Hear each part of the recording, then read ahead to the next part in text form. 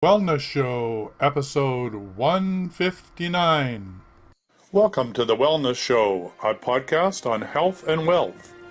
I'm your host, Tyson Bannigan, the founder of the Extraordinary Healing Arts Academy.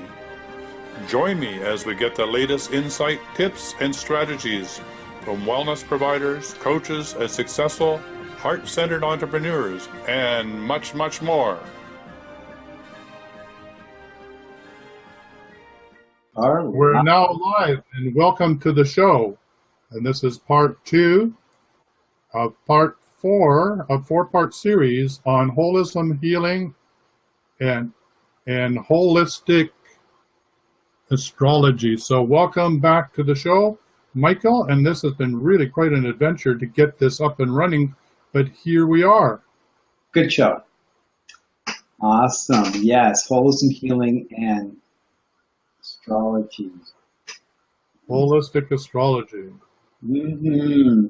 Holistic is that word that just encompasses the oneness of things, really. It's more the geeky side of the term oneness or no divisions. And then it takes it into a more applied perspective. You know, when we think we're all one, or there's no divisions and separations and illusion, we get into a holistic mindset. Then when you take that word holism or holistic, it goes one step further and starts to add details. It's a nice way of saying it, I think. Yeah, it's a great word. It comes from whole systems design. And I guess design initially was from the whole area of engineering, where they looked at things from a mechanical perspective, and that was what design was all about. And then along came the concept of Gaia, that the Earth is alive and participates in the evolution of consciousness, which we're part of. And then there came the concept of whole systems design, which is, well, it's not just systems that humans design, there's natural systems. And then came the concept, well, if you put that all together, whole systems design includes holism so that nothing is excluded. So when we talk about holism, or we design from a whole system design, it includes all of us, every part of the living world, every part of nature creation, from the beginning of time, I guess, to the end of time and beyond time. So it's a great concept. I have to wonder a little bit about the origins entirely, but I'm sure it's found application, and that word, I have a suspicion, is fairly old, but all that said, it's not as important as the concept, as you say. It's the understanding of that all things are unified. And when it comes to healing and astrology, I was saying last time, I was just to provide a quick recap on what we were talking about last time. Astrology, by its very nature, is linked to that concept, to that understanding that there are no divisions, that we are multidimensional beings living in a multidimensional universe. And that once we get into that notion of multidimensional, which is not quite the same as what many people interpret as parallel universes, which are sort of repeats of the same thing, it's more that there's layers to existence. We see that in everything, and we were talking about that last time. But these layers are more energy fields, like the auric field, etc. So we can extend that to manifestation, and astrology also works on a earth, air, fire, and water principle. And these are elements that are taken into respective separation, but when we look at existence and creation, we recognize, well, earth, air, fire, and water are not separate. They're really all part of the same continuum. When we think of ourselves in that earth, air, fire, and water way, as simplistic as it sounds, it covers a lot of base. For example, earth, physical body; air, breath; Water is emotion, and we can also talk about feeling and imagination. Those words come in. And fire is, well, we can say enthusiasm, passion, but also it's the beat of the heart. And so we get into the heat principle basically, but even more, we get to, at a more spiritual perspective or holistic, we get the divine spark. And that's where the whole metaphysical model comes forward, but where the divergence with science emerges, because there's a spirituality in that, and science kind of wants, from its inception, to divorce itself from anything and to challenge anything that sort of lends credence to what it cannot empirically measure, right? And that's where it's valid, but also by the very notion of limiting itself to empirical, valid as it may be, once again, it turns into a materialism. And thereby it becomes sort of dogmatic, staunch, and if it can't be empirically demonstrated or proven, it's not, therefore it must not be true or cannot be true. It becomes, therefore it is not true. That's its dogma. That's the science, right? And it, at worst, as human nature goes, there are forces within society, people really, but networks that capitalize on that. Right? They want that model to remain because they're very invested into it. And so now getting back to the astrology, how and why it works lends itself closely to themes of holism. And terms like synchronicity come in, even though these words may be modern terms describing more ancient recognitions of, timeless truths is the best way of saying it. Regardless that they may have been coined more recently, they're referring to not just timeless truths, but to understandings that our forebears did generally have, almost to the point of not even questioning it. You know, the ancients they had nothing, they didn't have an agenda, they didn't have investment, they didn't have a position to defend kind of in some obstinate way. It was more celebrating existence. Now, at worst, that became gullible, but at best, it was communion. They were just aware and intuitive and not narrowed to sort of a paradigm that said, no, since you're a scientist, you can't believe that, for example, which is very ironic because scientists present themselves as very objective and open-minded, but ironically and sadly, the materialism, the empiricism limits the consciousness and becomes very narrow, and it's just the opposite is what you would think.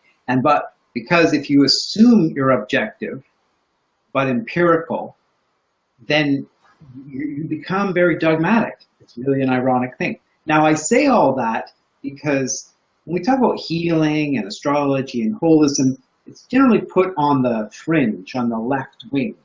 And yet, because of how it works and the fact that it operates on a holistic model of understanding of existence, it can, in fact, be used and was to, the dangerous word now is diagnose. You know, that word has become monopolized. You're not allowed to diagnose. It's against the law.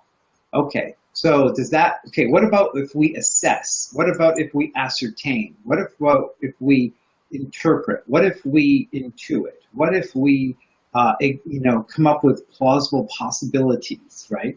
What if we keep it open-ended and not draw a conclusion? Can we do that? Pardon me? Or let's just discover. Discover is another great word. So, for example, Chinese astrology, medicine is strong right now, and Ayurvedic is out there and practiced among some. And these are more holistic models. But even in Western astrology, generally speaking, the language of astrology, of medicine in the early days was astrology. It wasn't biology, it wasn't chemistry. Now, that doesn't mean those aren't valuable. Of course they are. But it used a different angle of approach. And now, sure, modern science has come a great distance and has created a whole paradigm of approach and diagnostic and prognostic, etc. But if we look around us, it's obviously not there's nothing absolute about it in that some manner of, oh, it's just a no-brainer. Because, people don't die of the same diseases that they always have, left, right, and center, here, there, and everywhere. And, it's, although admittedly people do live longer and so on.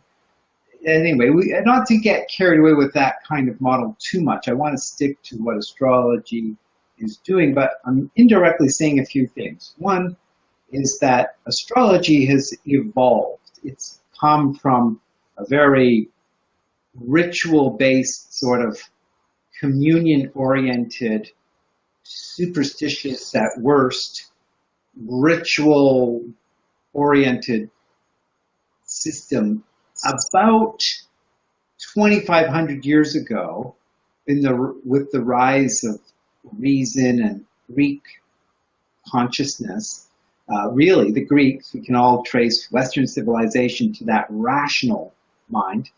They started to think differently about it. They started to apply more of a practical application, and it took quite some time, but maybe it was the very early stages of using astrology to do the horoscope of the king.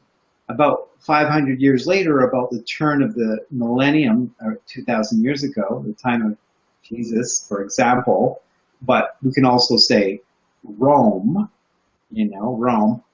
They were increasingly now interested. Astrologers had proliferated because it was a sort of a movement of higher consciousness and wisdom, and something else to do, among other things, but there was a power in it. And now people wanted to get their own astrology readings.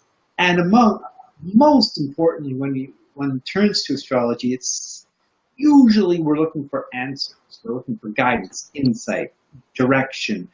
And, that can certainly lend itself to health. Now, partly what I'm hinting at all along here is that health, the model of holism, doesn't limit health to the physical.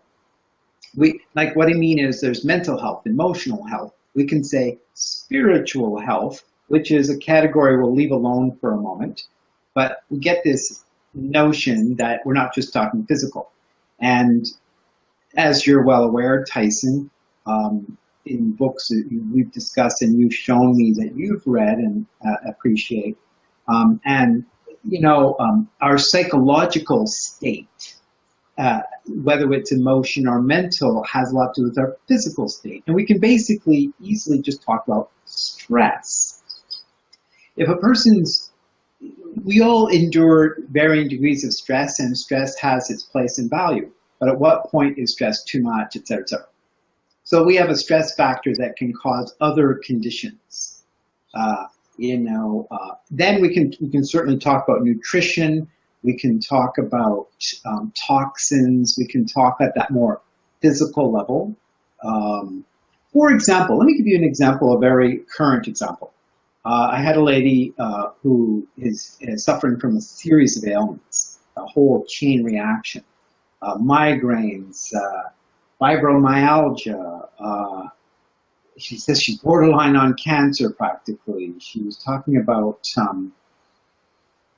sciatica, went on and on. I was like, holy smokes, here we go. And I looked at her chart and I realized how sensitive she was. Like I could see, wow, you're really sensitive. And sometimes you look at a chart, you can see karmic conditions. It's another story, won't go into that today. But you can see indications of what could be more than just genetic inheritance, which is quite evident also because, you have whole families that are very healthy, and then you have, certain people within family that aren't. You can trace it to their lifestyle, but it's not always that simple. Children, anyway, the point is, there's karmic factors. But she had all these issues, and she was, seeing her doctor and on a series of drugs, which is understandable, and she's coping. And but she reached out to me, and I began to notice things like, oh, I can see you're very sensitive, and I went and looked up in a holistic way at things about her childhood, and I was encouraging, a psychological component to her healing, like that she needed some emotional attention, not just physical. And there was also in her environment, Wi-Fi, there's this device called, it creates a Hertz resonance in your house by a company. Basically, I'm sure there's a few, but one we know about is called EarthCom. And you plug it in and creates a nice resonant field in your home, nullifying the EMFs is the assertion, right? Mm-hmm. So, and so people can be very sensitive to EMFs and so forth. And this creates, again, what's called the Schumann resonance. The 7.8 hertz, I think, is the number, and it creates an environment. So then we're talking about her water. I said, do you drink a lot of water? And she says, yes. I said, is it tap water? She said, yes. I said, you filter it? No. Is it, are you one of the lucky few who has your community's got a spring that you feed off of, that's where you get your water? No. Is it pure? Is it cleaned by the city? Yes. Do you think that the chlorine and the fluoride in there may be causing problems? I hadn't considered that. Right. So there was a series of very elementary questions that, so it wasn't like massive diagnosis. It was more like an analysis of lifestyle. What are you doing? Mm-hmm. Then I said to her, do you happen to have any mercury in your mouth? Mercury fillings. Oh yeah, I have a couple. Do you think they're leaking? Well, possibly. Well, I said, it doesn't take more than one leaking mercury filling to cause problems. So I said, well, I was explaining to her that the chart showed it wasn't evident entirely that she had all these illnesses at first glance. But when we look at the chart, what it shows is indicators of anything from hypersensitivity to what would be called stress factors. There's stress, there's indications of stress. So I want to clarify a couple of things. One of the reasons why I wanted to talk about astrology, healing, and holism, and healing, holism, and astrology is because it's just a conversation that should be had that recognizes that true health is achieved from a whole approach, a lifestyle approach, right? And there's certain things that are very commonsensical, and things like sensitivity to the environment, toxins, good diet, etc. And the astrology, though, traditionally works to, or it can be used to see, like I call it a mathematical or symbolic crystal ball. It can see things. Are these, is it ability to see absolute? No. Is anybody's ability to see absolute? No. Diagnosis in medicine remains massively complicated. It's partially because what astrology does also is it brings in the person as an individual. You're not just a number as a member of a species. You're now an individual. Now, admittedly, Western science with genetics says, oh yeah, you are an individual, but it kind of traces it to the family group, right? So then you have family members, but they're not all having the same health thing at all, right? You can go look at one family, and certainly it's everywhere. There's every level of health going on, from the best to the worst, right? So, and obviously practicality, realism says, well, some are living more wholesomely, et cetera, et cetera. One of the factors that I was wanting to bring in here is that the astrology brings forward realizations that sort of serve to not just inspire, not just illustrate that it works and proves or predicts things, etc., but actually astrology can prove as a process, getting astrology can be very healing. What happens is the reading is at least the way I approach it, and that goes full circle now to modern astrology, is at an interesting place, which I'll say quickly. It's sort of got a, I was saying last time, just to recap once again, there's ancient astrology, there's traditional astrology, which is to develop a whole series of wonderful techniques, and they're all out there, to try and narrow possibility and maximize the ability to predict the probability. It's quite a mouthful. Mm-hmm. If I can use these techniques and predict what will happen, people think, well, that's good information. That's solid, right? That's solid. Modern astrology, which is also deemed humanistic or psychological astrology, says, you know, don't be so pat. Keep it open. Don't render, this does not equal that. And like good medicine, it says every case on its own ground. Every person must be approached on their own ground. And then it also weaves in the possibility of what are you going to do about it? You know, it's not just some faded, it's just, and that's what the many people, scientists and skeptics especially, don't want to hear. They don't want to, it's very ironic because science too wants probability, okay? But it also, there's something within human nature that wants possibility. We want to know there's hope. We want to know that where there's a will, there's a way. We want to know that we have a fighting chance to beat whatever odds might be presented, and that's the human spirit, right? So modern astrology is like that. So where it's, just to say quickly, for people, listeners to understand, astrology is at a place right now where it wants to be open enough to celebrate the free will possibility, what are you going to do about it factor, and secondly, approach every person on their own ground and nothing's pat, nothing's excessively formulated, and still exercise a series of, or really the full gamut of predictive techniques in such a manner that you're using them without yielding the authority to them. You see, if you understand what I'm saying, especially Vedic astrology, it just so happens.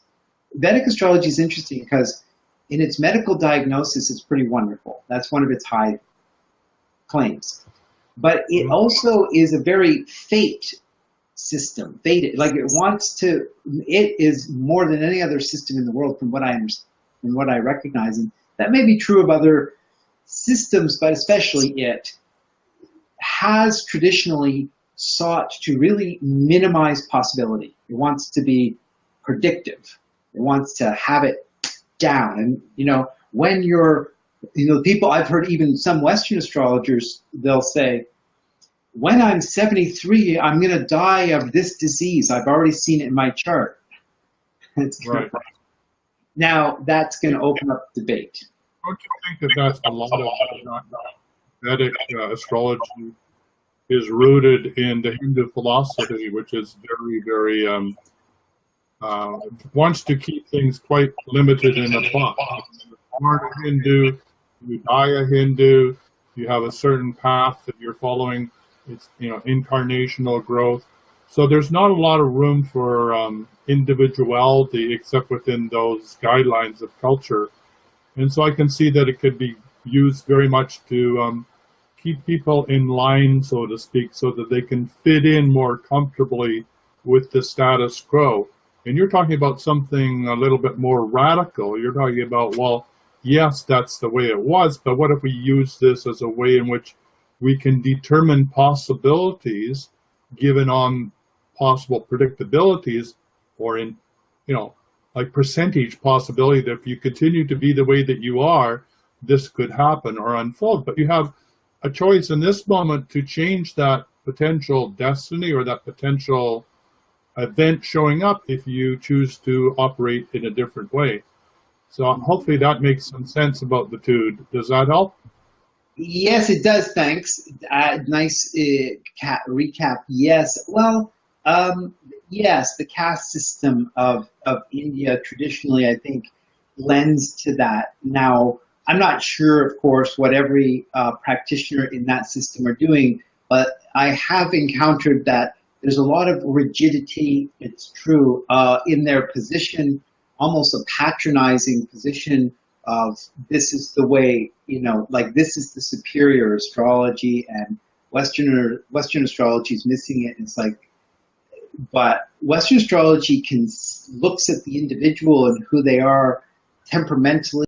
Vedic astrology doesn't so much. It just looks at what's going on, what's going to happen when, and it gets into that hardline prediction. That's exactly right. Now, a good example from the way I understand it is that it can be described as a Confucius and a Lao Tzu. Confucianism is very cultural and let's perpetuate a certain sensible norm, which is sensible. Taoism is more the Tao, the flow, the uncertainty, the mystery. And where Western astrology, I like to use the metaphor that while even we can talk about Taoism, or the Tao is a sort of some generic mystical reality, which it is, but every person, one might say, is related to existence, and in this regard, to the Tao flow their way. In other words, if we were speaking, let's say, Taoist, you have your own flow, your own timing, your own rhythm, your own temperament, your own reasons, whatever they are. And you're also, another beautiful way of saying it is, you are in existence uniquely. So on one hand, species-wise, you're the same as everybody else. It's as though if we were looking at a crowd of people and we're something to the tune of, let's say, 100 feet above them, they're kind of the same. They're people. There they are, a bunch of people, right? Okay. But if the closer you get to those people, the more you come into the realization of how unique they are. Now, that's just, let's say you're now on ground zero with the people. You're seeing, okay, yeah, they're kind of different. Now, if you start to encounter each person much more closely, and this is obvious to all of us, then you realize, well, how different they are. Now, if you get deeply into their genetics, you go, well, they're the same again. They're just human species, and there's a certain X and Y, amount of this and that and the other. So there's that extreme and there's this extreme, but in the middle ground where reality occurs, there's this big range of uniqueness, this big range of individuality. And that in that is not just your temperament and your genetics and your character, etc. It starts to become a closer examination of you as a soul and how you've embodied. And it can go with astrology into everything from stress factors in the chart, which we can relate to destiny themes. We can talk to them, refer to them as karmic themes, actually. Yet regardless, and that is true and valuable, really important to get into that, looking at who you are, what are you here, but how you will respond or how you will live your life or what choices you'll make remains an unknown. And that's the difference right there. So if that emphasis on what's called the growth process, this is where modern astrology shines. It dovetails itself with the human potential movement. It aligns itself with what would be, well, basically what I said, the human potential movement, that's enough. It aligns itself with modern psychology, which goes into the depth psychological as well as just the basic, but it becomes, the human potential movement marries with it closely, and it starts to celebrate who you are, why you are, and what you can do about that with your free will. The human potential movement, interestingly though, just to say it quickly, it sort of takes a position, anything's possible. You can be and have and do anything. It takes the notion of possibility and inflates it beyond all proportion. And it is really just sales. It's all just sales. You can be a millionaire, But now, and anybody can be a millionaire. It's just a logical equation. That's all they think. But Yeah, then I get totally lost in that sort of, yeah, it, you know. it becomes a contrived value system. It becomes ironically, it presents itself as free and open-minded, but it becomes narrow and limited. It becomes like Malibu Beach. It has this notion of, or it becomes golf courses, it becomes Malibu, it becomes leisure. It becomes, I can do whatever I want. I can eat whatever I want. I can go wherever I want. It lacks, it's sort of a hedonism. It's like a hedonism on steroids almost, you know? It lacks the essence of more of a refined understanding of who we are as humans, and that factors like meaningfulness, like living meaningfully. So there's this saying, Tony Robbins will say, the meaning of life is what you make of it. You decide what the meaning is. I like that, but I would say this. The meaning of life is to live meaningfully, which begs the question, I'm not here to say what you should interpret as meaningful, but meaningful generally implies purposeful, contributing, passionate, supportive, etc., without getting too carried away with all the words. It becomes human. Now, human, though, not in the species sense, but human in what would be called the divine sense. And divine is no longer, we're not talking about, when we talk about souls, we're not talking about channeling disembodied souls and spook sort of thing, that kind of channel thing. It's like, no. It becomes sort of, after enlightenment, chop wood, carry water. It becomes more, I'm here, I've got a body, I've got, I'm a soul incarnate, I have this being, I have this life, I have these choices and opportunities, but I also have these challenges, and I have this destiny word. This is the key word, this destiny. What's this destiny thing? Destiny says, oh, by the way, the astrology shows who you are, kind of why you're here, not exactly what you should do with it exactly, and not how. That's for you to decide. But it does give you a lot of information to go, wow, it really looks and sees you. Now, we can even get into the nitty-gritty of when things will occur, but the danger is, this is the predictive element, that I'm going to tell you something's going to occur, and I'm going to auto-suggest you. And that's where modern astrology says, no, don't do that. Don't predict you're going to die when you're 73 of this disease. That's a silly, you just kind of sentenced yourself to, some probability, and what maybe you've brainwashed yourself, right? So you can see suddenly you get into this sort of arena of some debate, and that's what I'm endeavoring and interested to bring forward here. Yeah, bring forward that. Very interesting. Yeah, it's in alignment. Yeah, what I hear you saying is that, one of the things about predictability, or feeling that, this is your lifeline or this is your destiny and it's somewhat cast in cement, is, it becomes self-fulfilling prophecy. If you think at 73 you're going to die of a brain tumor or whatever, then guess what? Most likely you will. You might. But in the way that you're approaching, you say, well, if that's got a potentiality, then you have a choice. Choose something different. At least you know that there's a propensity for something like that to occur, so you can take preventative actions or choose something differently, so that doesn't become the dominant frequency or vibration or opportunity that manifests in your life.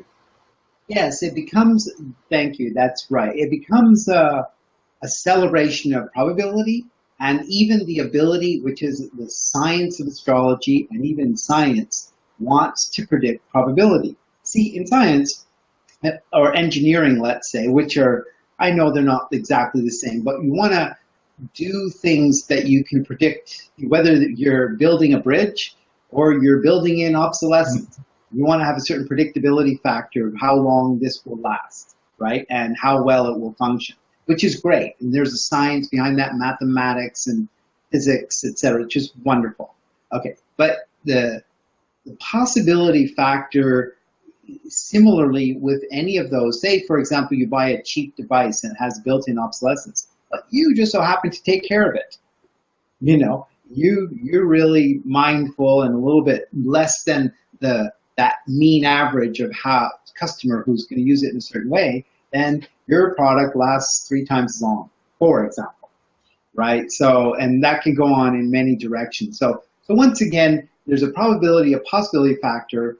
It's not all probability. That's traditional, predictive, you know, hardcore, trying to present itself as being authoritative over you. But it's neither. You can be, have, and do anything you want. That I can do anything I want is a kind of drunkenness. Kind of they're high on the notion of that's free. But you get close to that, and it becomes a series of false values. It starts becoming, you know, everybody should have 7 digits of income, or 10 or 8. So not to say, you know, we all like money's good, but it kind of then, say if we were all making 7 digits, just to say, right? Say we were all making, well, it wouldn't be worth anything anymore anyway. It would be now you have to have 12 digits. Then you would be the rich one, because it would just be inflation. So it's kind of like a silly thing, but this is where, by the way, what weaves in here a bit is what's called, there's a couple of other factors. One is the law of attraction, the secret, you know, which is great that you can create and I do think there's some value there. I think there's some benefit. I certainly would not sit here and dismiss that entirely. I think that thoughts are things, and we're co-creative beings. But again, the law of attraction is right in there with you can be having do anything you want, and just it becomes brain manipulation a bit. It's more mind than brain, like it's using imaginative construct, but it sort of presents itself in a sort of a smug way that, oh, you mustn't be doing it right. You must be, if you're not achieving it, you mustn't be doing it well enough, hard enough. You're not getting it enough. You're missing something. What are you missing? I'm thinking they're not really missing something. What's missing is your understanding of destiny. They're missing destiny. So while we don't want to say destiny's fixed, we want to say, again, it's a probability factor that you're to bring possibility to and co-create an outcome that just basically for your life makes sense. Like, you know, and most people do this, by the way. Most people are doing this. But the thing that's a little different here is they're doing it, but they don't know they're doing it. So it's like they're conscious, but they're that one level more of objective, of awareness of who they are, what they're doing, and sort of getting into a why is missing. It becomes sort of matter of fact. It becomes like, well, isn't that what everybody does, right? Right. And that. So even though they're doing it, they're just asleep a little. That, oh, there's, you know, more. It's not for lack of intelligence, neither. Not that they're not smart or good. No, I would say that, you know, something along this line, that we're all brilliant at manifesting. We do it every day with every thought, word, and deed. Yeah. It's just that we don't do it consciously in the sense of determining what it is that we really want to manifest in our lives. So we're running on our default, which is, you know, fear, doubt, shame, guilt, and all the unresolved turmoil and emotions that are beneath the surface. So yes, we can say that, you know, if you, you know, everybody has the ability to have 7 figures, you know, and that's our God-given right or whatever. And if you really showed up and knew who you were, you would have 7 figures. Yeah. But that excludes the possibility that there's a lot of stuff in the way that that you're not allowing yourself to have seven figures because there's all sorts of stuff in the way that you haven't dealt with. So that's where I think that your approach is so strong. It's that these are the propensities that you have in your nature that you need to look at, because if you do, you have some corrective actions that you can take to counter them and make some wise decisions that will increase the probability of, whether it's the seven-figure salary or whatever it is that you're wanting to manifest, to be more likely to show up in your reality. Well, yes, that's right. And there's one little thing there in what you said I would bring in, is the modern astrology does not dismiss living abundantly, of course, and wholesomely, definitely is both high on the list. However, the focus becomes more genuinely what would be authentically growth-oriented. Now, we're obviously not talking about skin growths and moles. We're talking about growing as a being. Now, this is where it comes full circle. Unless and until you recognize that you're an evolving soul, a soul incarnate, this is sort of almost as an Eastern element, but it's not soul. That's the perennial philosophy you're mentioning, right? This understanding that there's more to us than the empirical model, and that we are souls incarnate. And when we start to look at existence, we begin to see how evident that there is an intelligence in existence is. So it starts to become ergo. Therefore, we can start to deduce a series of things. It's not an anthropomorphic projection of a man god, which we can trace back in history in an ancient astrological model of where the notion of the gods, or a man god, or a personality figure like a personage is projected, and that can be dismissed quickly. So it's not that. So, and it's not merely like a Star Wars force, neither. It's not just a story, which is a really cool mystical notion, but it gets into power, and I can, move things with my mind, and I have power over nature. No, it actually says, no. It's talking about communion, cooperation, like that you're on the planet, that you have a life, a destiny, a purpose, and that how you engage becomes an evolutionary theme. You're growth oriented, and it starts to bring value to that. You could call it maturity and wisdom, and if, of course, in your maturity and wisdom, and that cultivates abilities and talents where you make, let's say, a lot of money, well, hallelujah. But thank God not all the nurses are thinking that. Thank God not all the people like the civil servants are thinking that. Thank God everybody who runs a beautiful little business, whether it's a restaurant or store or repairs your furnaces, is thinking that, right?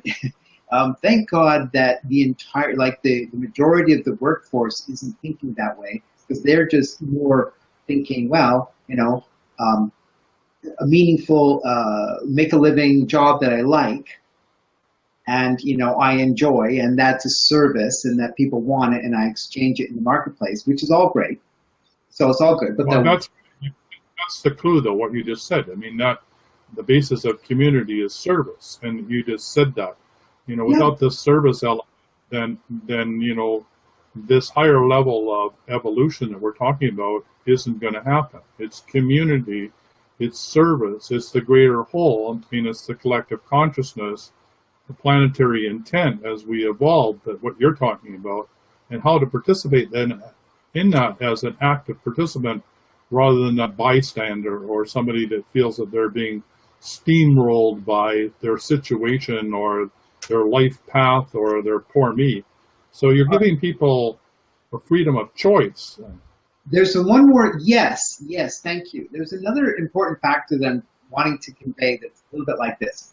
Let's say you're a maintenance, you have a job and you have a trade, and you put in furnaces, okay, and that's just wonderful, and you're good at it, and you're making a pretty good go at your life, and you're just sort of a entrepreneur, but blue collar, and you know, you're a likable person.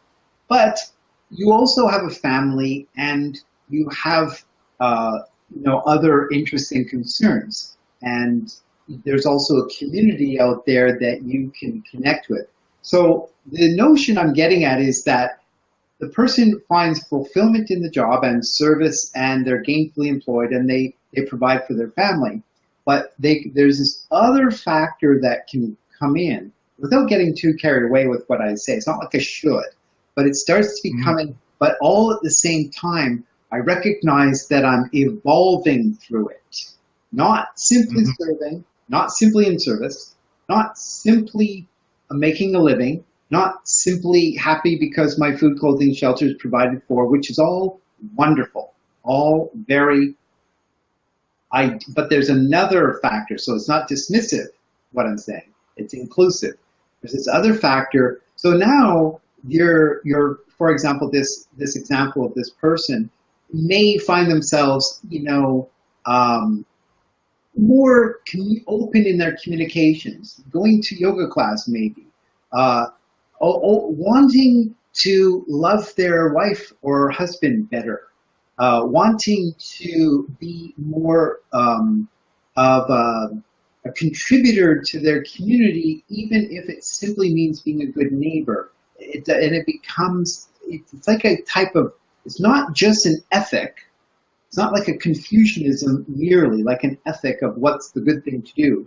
It becomes, it actually can be described as sourced from the spirit. It becomes spiritual, but not religious, and not there's no ism, but its spirituality becomes, well, two things, and I'll just, that I'm contributing in a larger sense, beyond even my own immediate circle, because that's the conservative, close my door, who cares, you know, don't bug me, I'm tired, which is valid, I understand, but it also enters into, I recognize as a soul incarnate that there's more to my life than this dust to dust principle, and that I'm evolving.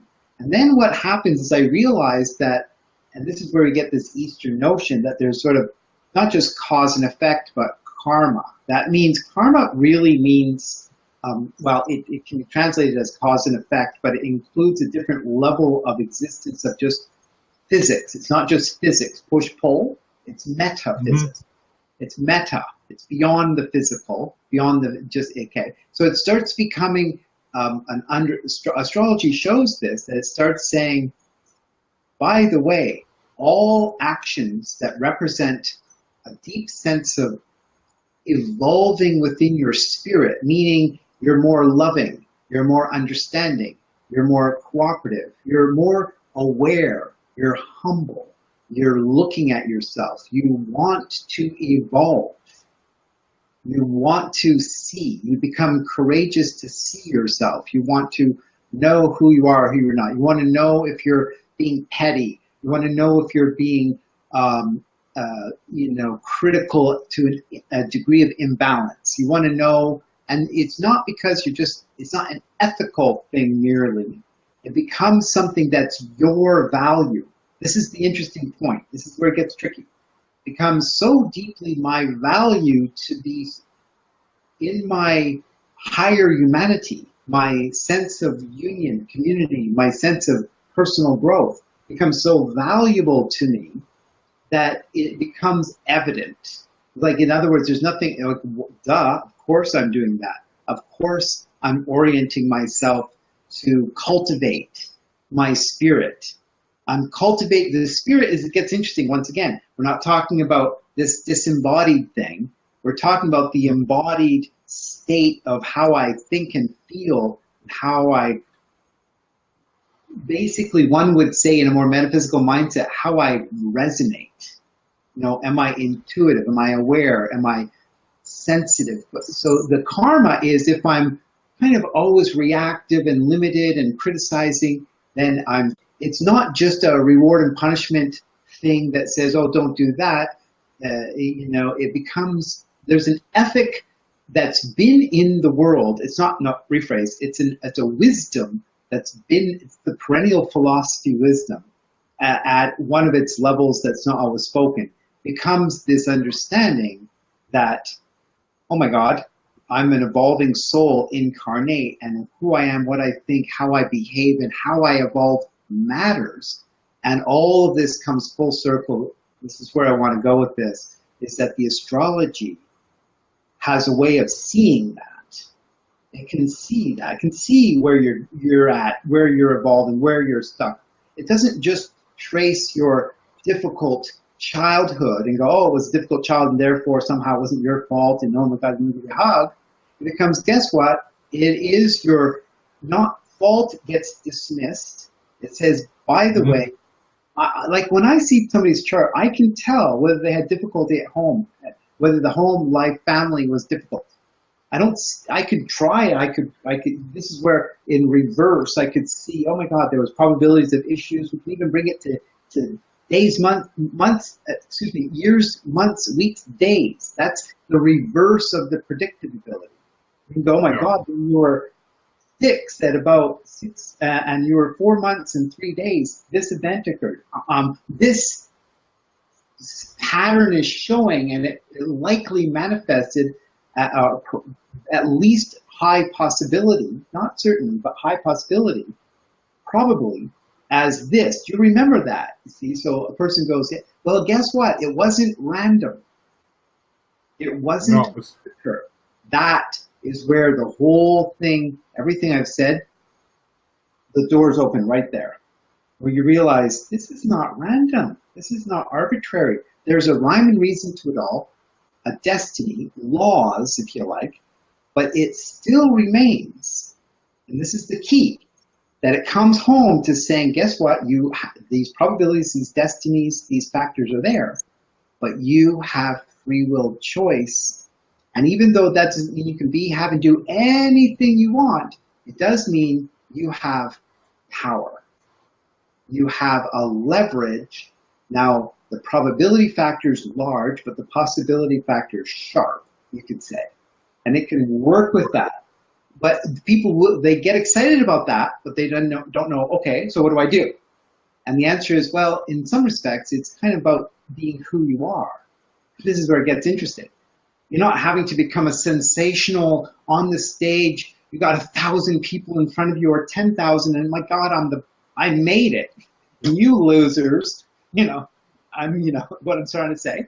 It becomes, no. It levels the playing. Everything becomes valuable intrinsically. So yeah, that's the beauty of it. And that's the model, and that's where modern astrology is in its really cutting edge. But there's a lot of astrologers who are coming on board, they're just predictive. And they're just, because it's easy money, actually. Well, it sounds very exciting. If we take it to the Tao, then, in the Tao, you have this free will, you have this choice in each moment. And the choice is you want to return to your human mind consciousness, which is caught in the karma and the traps and the conditioning and all the rest of it, family of origin, culture, religion, traditions, blah, blah, blah, blah. Or do you want to come from your true nature, which is your divinity, that spark that you're talking about, that perennial philosophy that connects you to source? And when you are connected to that source and you allow that to speak through you and be you, then you show up in the right time, in the right place, in the right situation. Your life is full of ease, grace, synchronicity, beauty, and bliss. And I don't know about you, but when I think about those factors as something to achieve, then the whole idea of 7 figures sort of fades in the background. Yeah, 7 figures would be nice, but a little bit of bliss for me goes a long, long way. How hard do you have to work? But just to say a couple of final words, and I appreciate that, and I agree with you. It's just a couple of final words here. It doesn't dismiss the tradition, the family, the flow of society. It doesn't dismiss, and I'm not suggesting you're suggesting, I just want to qualify. That is by no means is it dismissive. This is the key. It's not exclusive, and it's not dismissive. The holism, that's the key, is inclusive. But what it includes is paradigms that aren't narrowed by the title, I'm a scientist, therefore I don't believe in reincarnation. That's religion. That's a religion. Right. That's a dogma. That's a I'm this, therefore that. It's like, it doesn't need to be like that. So the holism really is the celebration of inclusivism, shall we say. It's inclusive, and it embraces the natural flow of home and family, ancestry, and mother and father, and and even tradition. It just says, yeah, those are good and wonderful, and we're in the flow of that. But it brings it to the moment here now. We're in this dynamic of who we are and how things are. And then it embraces this co-creative. That's the key word, creative. Now, creativity here becomes conscious. Now, conscious creativity is not just creating things. It's not just like mindlessly creating copious amounts of something because it doesn't matter that there'll be waste. It's not just a thing creation. It becomes in effect, you're creating relationships. You're creating, and we are, but all the time, but it becomes more conscious. We're consciously creating and cultivating states of awareness, of being, of who others are and how they are. I've noticed for many years, I'm an inquisitive person. I'll go to, group gatherings and so forth, and I'm a real, hey, how you doing? What you up to? What's going on? But I find very few people ask in return. They're so wrapped up. I'm thinking, oh my God. I think this is like, it's so, there's a beautiful phrase, and I'll leave it for this moment, and I know we've got to go, our time's wrapping up here. It's interesting people are interested. And, if you're in self-absorption, and which a lot of people are, and society's created this sort of self-absorption, selfie kind of thing, it's kind of like, that's where all the problems are. The self-absorption at worst produces its own series of problems. And so, we're looking at the world right now, and we've got all the abundance. We're living the dream that our ancestors fought and died for, literally. And here we are living in chaos, and we're being driven by false kind of notions of what life's about and who we are and what we're doing. We have all the ability to put it together, but we're being sort of governed by agendas, call it, for lack of better words. This is where I get excited about astrology. It's sort of not just, it's kind of that. There's a certain level. I have this article and a bunch of articles that I've archived because people in the past, well, my journey, they weren't listening so much. I'll keep these for later, That astrology, it's called That It Works. That It Works, and it does, and it's wonderful.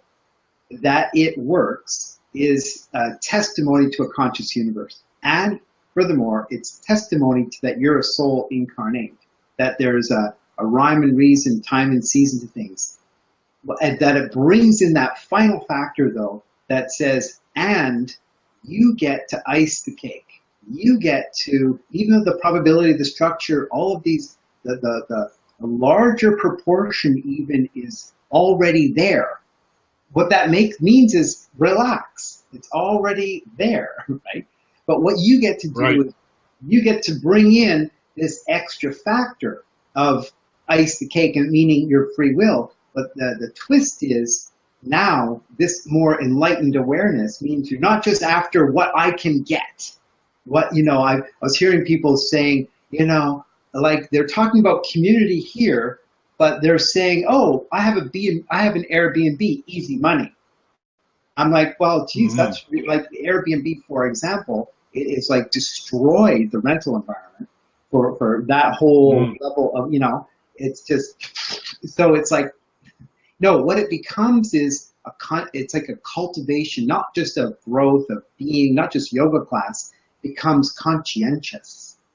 Consciousness produces kind of civility, right? Conscientious. You become aware. You become namaste. Namaste. The spirit in me honors the spirit in you. And that, but currently, we are not there, generally speaking. It wants to happen. There's good people there, but the majority of people are still in self-absorption, and society kind of drives it that way, partially driven by an empirical mindset. And that's where my interest here in part is just to share some insights about astrology and where it's at and what it can bring, which is like this new consideration. And it doesn't want to be a religion. That was brilliant. So, so Michael, this is the second in a 4-part series. So, can you give us a bit of foreshadowing? Where are we going the next time? You know, the next time what I'll do is I'll provide more examples of some of the ways that it can apply. You know, it can get into some of the nitty gritty. It's like if you take a university curriculum, the 101, the 201, the 301, the 401, we get more precise into various things. So what would be fun to do is show some examples of some charts. And you know what would be great, and I'm open to it at this point, although there's more to say, we've done a pretty good overview, and this session was great for that. But perhaps some callers would like to, you know, get on board, and we can, you know, bring up their charts. I'm not going to be predicting everybody's future, but what I'll do is just play back who they are. I'll look at the chart, and I'll say, this is what it shows me.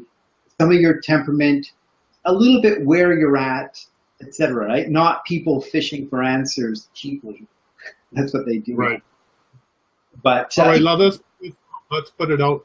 If you're interested in having that experience with Michael, then I want you to head over to the Wellness Show on Facebook and leave us a few comments there about the fact that you'd like to participate in the next show. And if there's enough people that want to do that, we'll make it a live call-in show. And if there isn't enough interest, Michael and I are going to continue on in the third in the series and continue this discussion. So it's up to you, the listener, and type in the Wellness Show. It's a closed group, and I'm not sure it's open or closed. Anyway, you have to ask to join, and join.